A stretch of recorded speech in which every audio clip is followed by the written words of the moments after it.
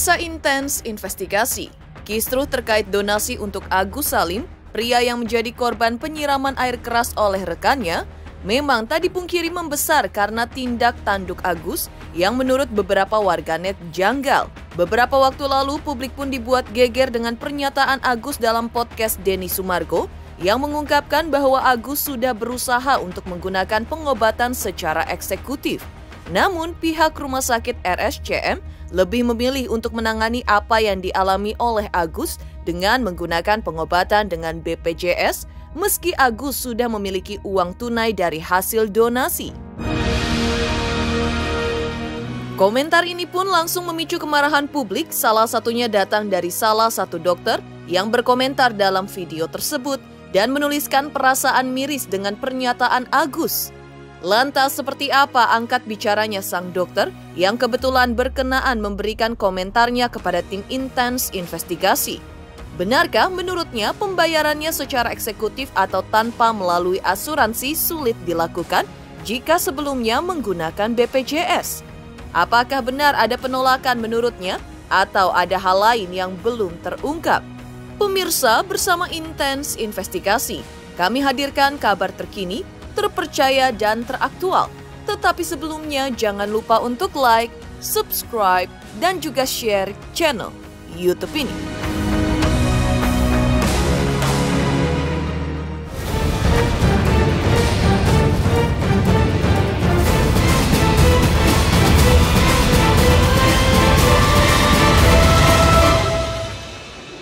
Sampai lantai 5 kita diturunin lagi, diarahkan lagi ke BPJS.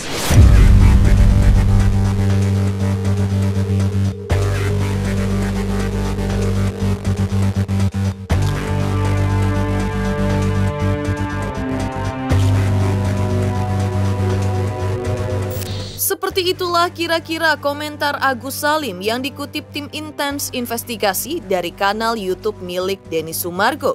Langsung saja menyita perhatian publik, terutama sampai membuat salah satu dokter perempuan berkomentar pedas dalam video tersebut. Agus pada podcast tersebut memang mengungkapkan sesuatu yang mengejutkan, di mana dalam pengakuannya ia menyebut bahwa sempat mencoba menggunakan fasilitas eksekutif atau tanpa asuransi, namun akhirnya kembali menggunakan BPJS. Memicu tanda tanya besar, terutama karena kala itu ia telah mendapatkan lebih dari 1,5 miliar rupiah dari hasil donasi, bantuan besar yang diterimanya dari berbagai pihak, termasuk Denny Sumargo dan Novi. Atas podcast tersebut, pertanyaan Densu sapaan akrabnya ternyata bukan hanya mewakili perasaan pribadinya, tetapi juga seluruh masyarakat yang telah ikut berpartisipasi mengawal kasus ini dan seorang dokter yang kebetulan berkomentar dalam video tersebut. Menuliskan komentar yang kira-kira berbunyi seperti berikut ini. Saya sebagai seorang dokter miris dengan semua pernyataan yang seolah menjatuhkan RSCM. Rumah sakit mana yang menolak pasien eksekutif? Pernyataan dari keluarga terkesan menyalahkan RSCM. Bagaimana kalau Bang Densu langsung ke pihak RSCM langsung menanyakan? Karena setahu saya pasien berhak memilih apakah ingin menggunakan BPJS atau mau berobat secara eksekutif, alias pasien umum. Yuk diusut aja biar tahu mau bohong apa lagi keluarganya. Dan tim Intens Investigasi akhirnya berhasil mendapatkan tanggapan dari seorang dokter yang merasa perlu meluruskan informasi yang telah berkembang di masyarakat ini. Dan dengan tegas mempertanyakan kebenaran pernyataan Agus terkait pernyataan Rumah Sakit Cipto Mangunkusumo terhadap pasien yang memilih pengobatan eksekutif namun tetap diarahkan dengan menggunakan prosedur BPJS. Sang dokter juga menyayangkan bahwa pernyataan ini telah memunculkan kesan seolah-olah rumah sakit tertentu menghalangi akses pasien yang memilih layanan lebih tinggi. Padahal hal tersebut tidak sejalan dengan prosedur standar di berbagai fasilitas kesehatan di Indonesia. Iya, di sini saya cuma menjelaskan tentang bagaimana proses dari BPJS ke eksekutif ya. Saya nggak ngomongin masalah donasi ya.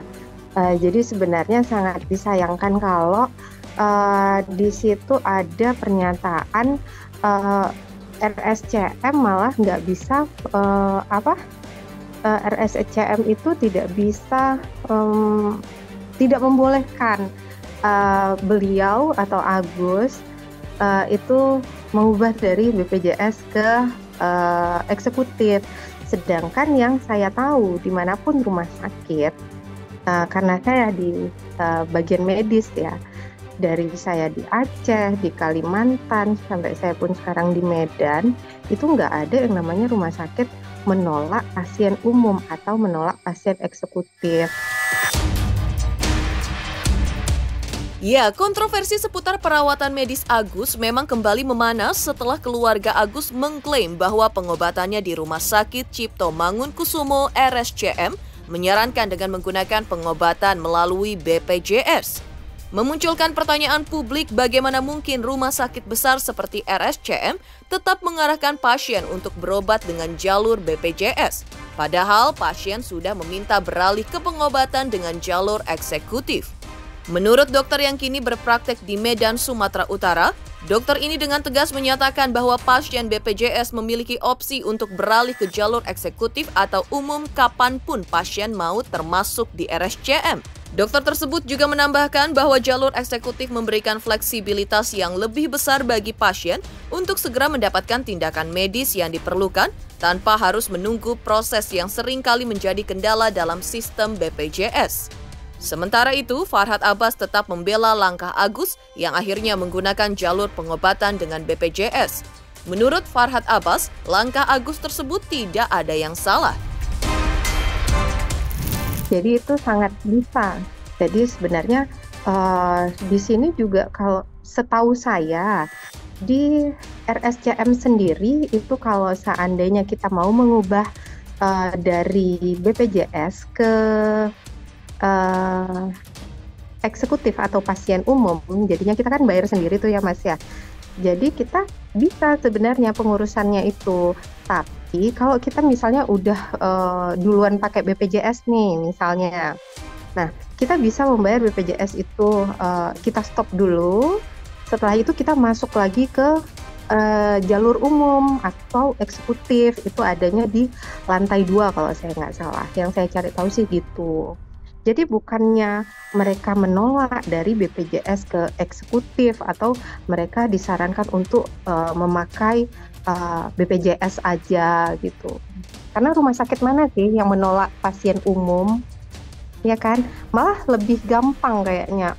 Apa aja nggak perlu ambil rujukan dulu atau nggak perlu ya langsung aja ke poli eksekutif atau di IGD. Kalau misalnya pasiennya memang emergensi, langsung datang aja ke IGD, pasien langsung ditanya mau BPJS atau ada BPJS atau pasien tidak memiliki asuransi apa-apa, bisa ke umum langsung, itu langsung ditindaklanjuti, nggak dipersulit. Tapi catatan penting, ya, saya yakin NP ini ketakutan sekarang. Karena apa yang dilakukan sebelum Agus menggunakan lawyer, dia merasa hebat. Dia mengajak seluruh masyarakat untuk membenci Agus dengan cara-cara mengatakan Agus dikasih uang 1,5 miliar ternyata BPJS. Emang kenapa kalau BPJS? Kenapa kalau BPJS? Itu kan dia hemat. Dan sadar ya, kalau untuk ongkos rumah sakit itu paling 100-200 juta. Dan matanya udah nggak bisa nyala lagi gitu. Itu kan uang katanya buat Agus beli kehidupan dia, beli rumah kontrakan yang bisa menghasilkan dia. Galang aja beli rumah 3,7 miliar biasa. Ya, itu namanya donasi gitu. Namun, yang paling disayangkan oleh dokter tersebut adalah pernyataan yang keluar dari mulut Agus dan keluarga yang seolah merendahkan reputasi RSCM, rumah sakit yang dianggap sebagai salah satu yang terbaik di Indonesia. Ia menjelaskan bahwa RSCM adalah rumah sakit rujukan nasional dengan berbagai spesialisasi yang bahkan menjadi tempat rujukan utama bagi pasien dari seluruh Indonesia. Menurutnya, pernyataan yang menyudutkan rumah sakit sebesar ini tidak hanya merugikan reputasi RSCM, tetapi juga bisa menimbulkan kesalahpahaman di masyarakat luas. Meski begitu, dokter tersebut enggan menanggapi apa yang akan dilakukan Agus dengan uang donasinya. Apakah digunakan untuk pengobatan melalui jalur BPJS atau eksekutif adalah hak sepenuhnya. Oh, kalau itu kayaknya bukan ini saya ya Mas Bagas ya.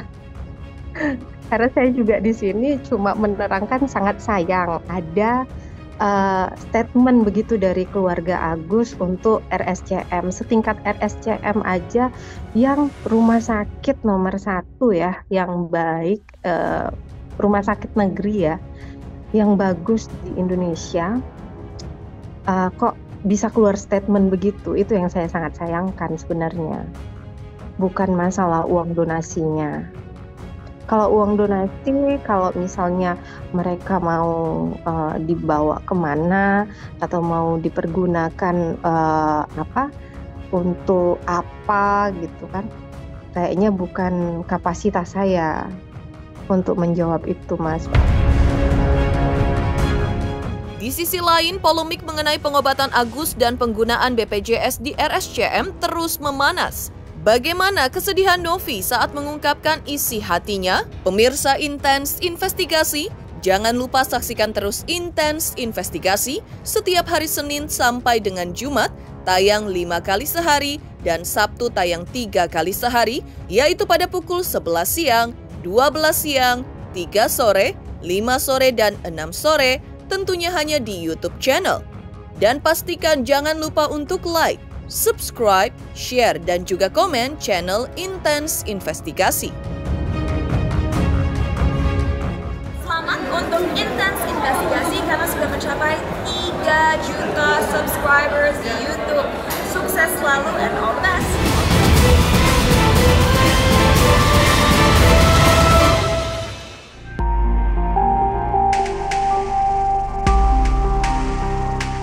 Di tengah polemik yang ramai diperbincangkan tentang uang donasi yang mengalir untuk Agus, Novi tetap tegar dengan niat tulusnya meskipun banyak suara sumbang yang mempertanyakan keaslian niat baiknya.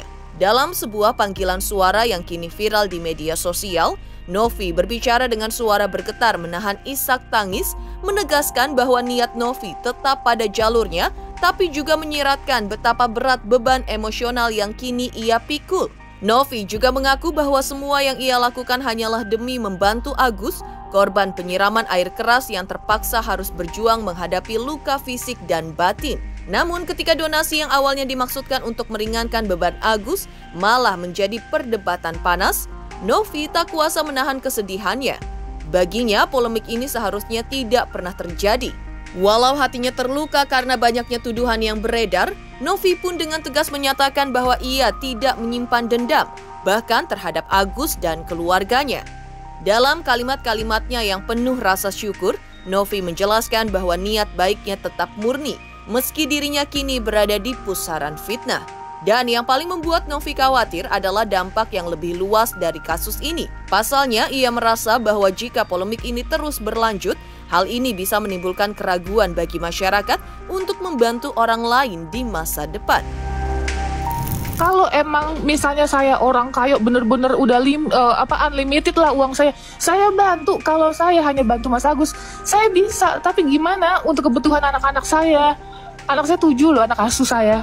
ODGJ setiap hari saya rawat, rumah sakit jiwa saya bayarin, gak ada bantuan seperak pun. Kita masih fight di sini ngebantu orang. Tapi bukan berarti saya di sini berjuang buat orang, tapi saya mendapatkan perlakuan yang gak adil gitu. Ya nggak apa-apa sih, saya ikhlas. Tapi jujur saya juga manusiawi. Kadang saya ngerasa lelah, saya kadang ngerasa capek, manusiawi semuanya. Itu, tapi ini adalah keputusan saya. Saya mau bantu orang, ya ini resikonya gitu. Tapi saya kalau bisa ditanya nih, apa rasa saya terhadap Mas Agus, saya sama sekali tidak benci beliau. Saya tidak marah dengan beliau. Saya ikhlas diperlakukan seperti ini. Saya ikhlas.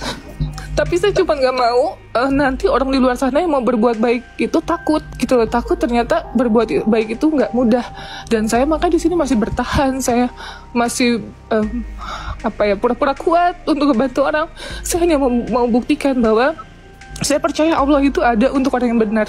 Makanya saya sangat tidak takut untuk diaudit. Silahkan audit yayasan saya. Dengan senang hati saya buka semuanya. Sementara itu, kekecewaan Novi kian memuncak ketika ia menerima kabar dari keluarga Agus sendiri bahwa uang donasi yang dikumpulkan telah terpakai untuk keperluan pribadi mereka. Meski demikian, dalam keterangannya, Novi menegaskan bahwa ia tidak mempersoalkan hal tersebut. Namun yang membuat Novi bingung dan mempertanyakan kebenaran situasi ini adalah alasan dibalik penggunaan dana donasi tersebut. Menurut keluarga Agus, dana itu dipakai untuk membayar cicilan yang tertunggak.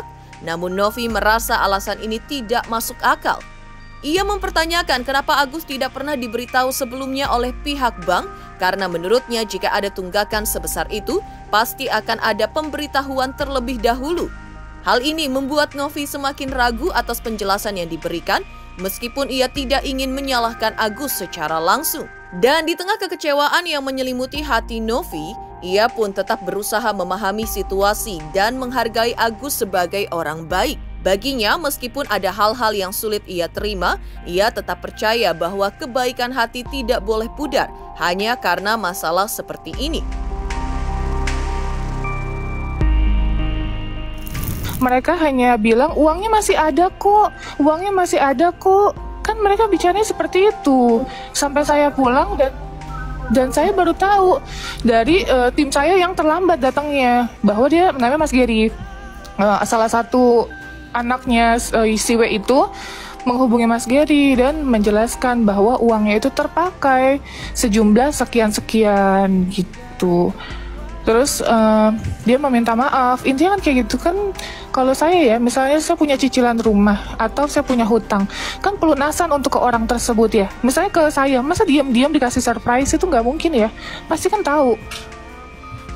Gitu kan pasti dikonfirmasi oleh bank. Benar nggak akan ada pelunasan gitu. Jadi kalau dibilang nggak tahu ya aku juga bingung gitu. Tapi aku menghargai pada saat di podcast Bang Densu, beliau tuh orangnya sangat baik. Jadi pada saat saya ngomongin apa, saya diselak terus ngomongnya nggak apa-apa, saya nggak apa-apa.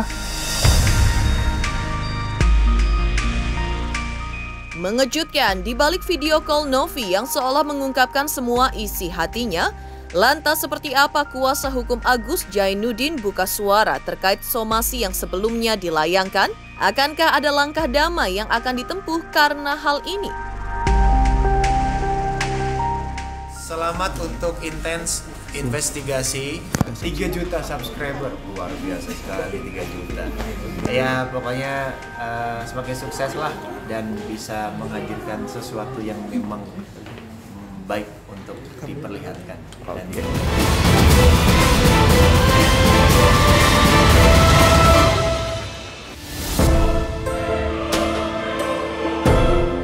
Pemirsa Intens Investigasi, tak dipungkiri memang kasus penyiraman air keras yang menimpa Agus semakin memanas. Terlebih dengan somasi yang sudah dilayangkan Farhad Abbas secara terbuka kepada konten kreator yang biasa membuat kontennya mengurus orang-orang terlantar dan orang yang memiliki gangguan jiwa tersebut. Jainuddin, rekan Farhad sekaligus kuasa hukum Agus, juga menambahkan dalam menghadapi kasus ini bukan hanya pembelaan terhadap Agus yang diutamakan, tapi ada hal yang lebih besar, yaitu terkait dugaan pencemaran nama baik yang disebutnya tidak hanya merugikan Agus saja. Langkah somasi ini pun menurutnya tidak dilakukan secara main-main, yakni jika somasi yang dilayangkan tidak direspon atau tidak ditanggapi dengan lebih tegas, Jainuddin juga memastikan akan mengambil langkah hukum baru terhadap 4 nama lain yang dirugikan. Siapakah nama-nama tersebut? Dan benarkah dengan dilayangkannya somasi tersebut, menurutnya berbagai perundungan dan kalimat-kalimat pengancaman yang sebelumnya santer dituliskan di media sosial, sekarang pun sudah mulai berkurang terhadap kliennya?